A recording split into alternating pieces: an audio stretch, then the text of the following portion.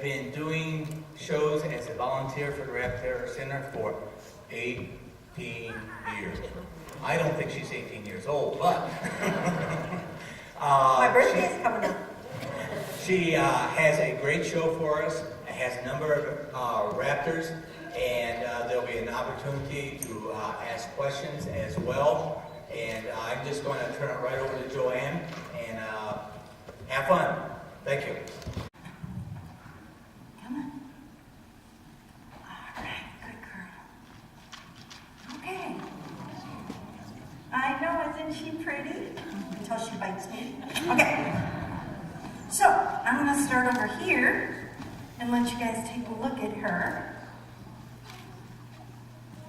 This is Darner. Darner came to the Raptor Center with an unknown injury. Oh, did I mention that pictures are okay? I prefer that you take pictures of the bird and not me.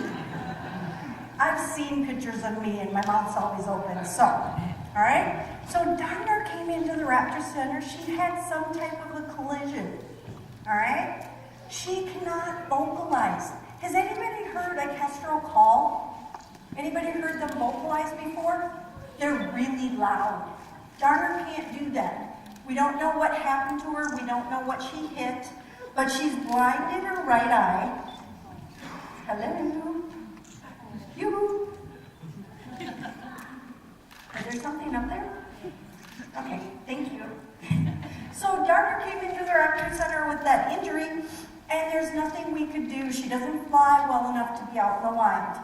This is the smallest falcon in North America. Anybody heard of a sparrowhawk before?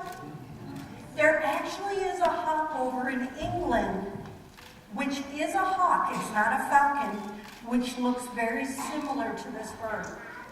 So this is a falcon. She's very, very pretty. The females are a brown color, and the males are more of a blue-gray on the wings and the head, and they have black spots on the body. Now, kestrels can do a few things that are really cool. They can see in ultraviolet light, so they like to eat mice. And when a mouse runs across a field, they're going to go to the bathroom a lot. And that trail sets off ultraviolet light, and this bird can follow that trail back to where the mouse is. All right? They have another really cool thing they can do. Imagine yourself riding on a roller coaster. Okay? Anybody done that before? Okay? Okay. You guys know how scary it is and how your head's like moving all over the place and you can't focus your eyes? This bird right here could sit on that same roller coaster and focus on anything she wanted to. She has the ability to keep her, no, I don't have any food yet. Keep her head perfectly still. Are you going to do it for me? She says, I'm tired, leave me alone. All right, there we go. Her head stays perfectly still while the rest of her body is moving around. A piece of mouse. Now, this bird got her name of something she likes to eat that's not mice. Does anybody know what species of animal or bug or anything, what that is? When these guys are young, they eat a lot of dragonflies and a lot of bugs. Her favorite food is the Darner dragonfly. And that's why we named her Darner. Right? You're just not paying attention to me today. Is there something out there? Hello? Hello? All right. This little girl right here weighs about as much as a stick of butter, which is 8 ounces. So raptors' bodies can be very, very large, and they can be very, very light because they have hollow pockets throughout their skeleton. Okay? The problem with that is your bones are solid. If you break a bone and it doesn't heal correctly, they can actually re-break your bone and set it again.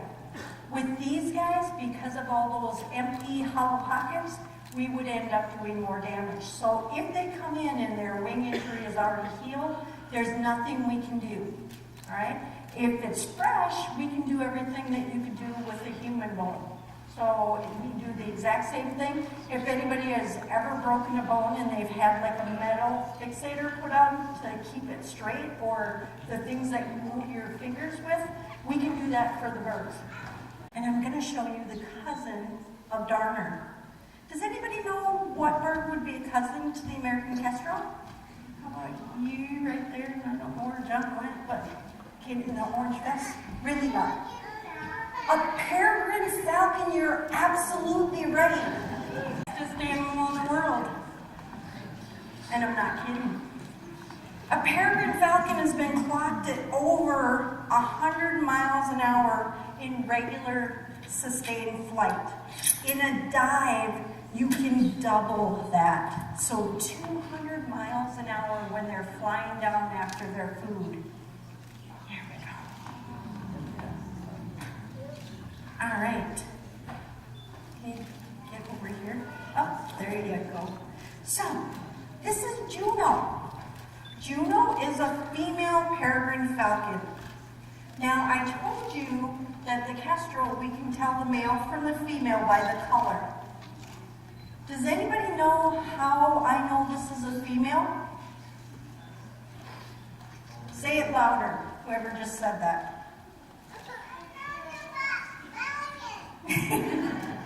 I heard somebody say size, and that's absolutely right. So, question and answer time. Raise your hand if you think that females in the raptor world should be larger. Hands up. Okay, put your hands down. Raise your hands if you think the males should be larger in the raptor world. All right? Everybody that didn't raise your hand? Okay.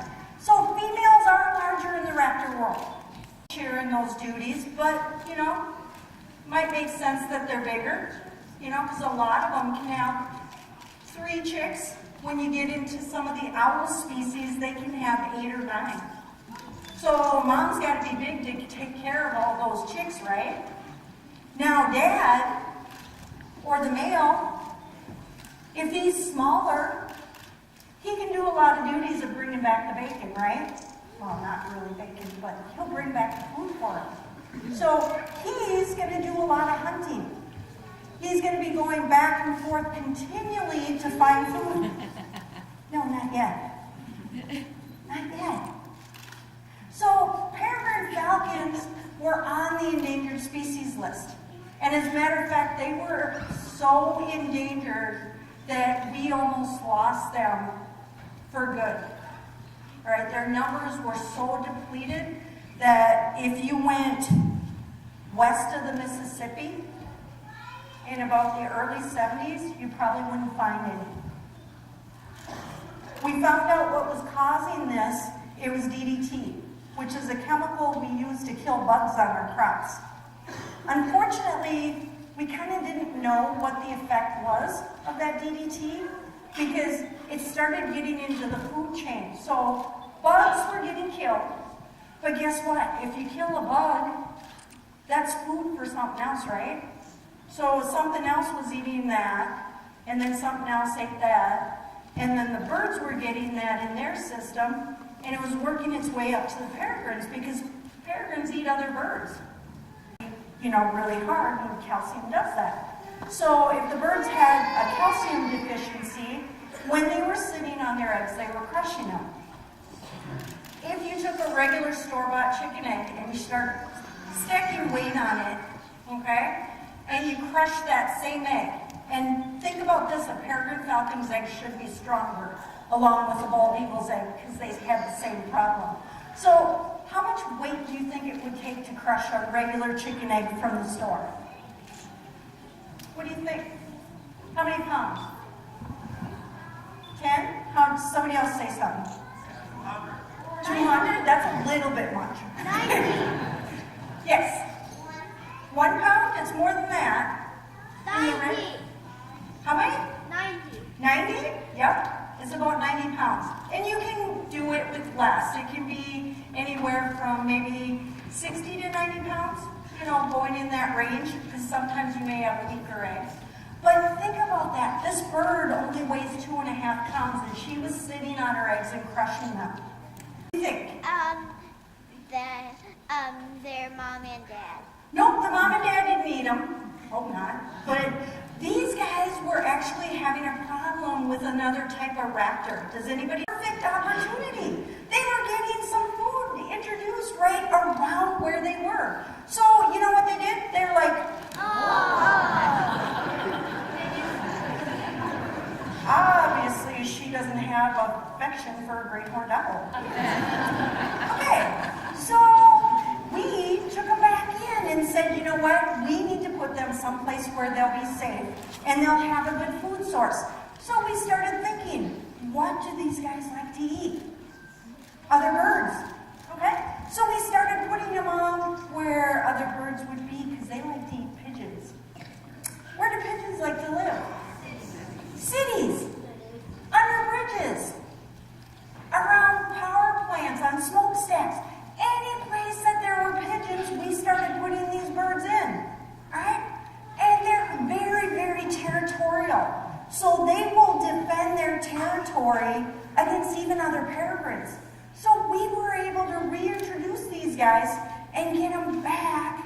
And in 1999, when some of you weren't born yet, these birds were taken off the endangered species list. Fully recovered. They're not having any problems. They're doing really well. So falcons have a few more things that help them survive.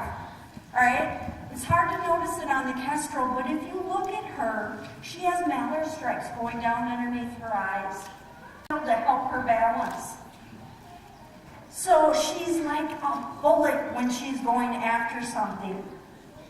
Now, when she goes after her food,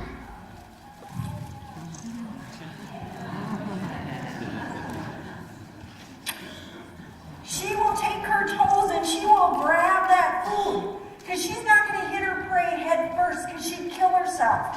So she's going to punch her prey out of the sky. She's going to grab it with these long toes and she's going to take it somewhere where she can eat it.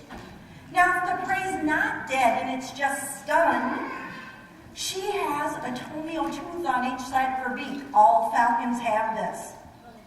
So she can stick that toenail tooth in the back of her prey's neck. So if you feel the back of your neck, you have vertebrae back there. In between those vertebrae, that's where that toenail tooth fits, and she just goes snap, and it's all over.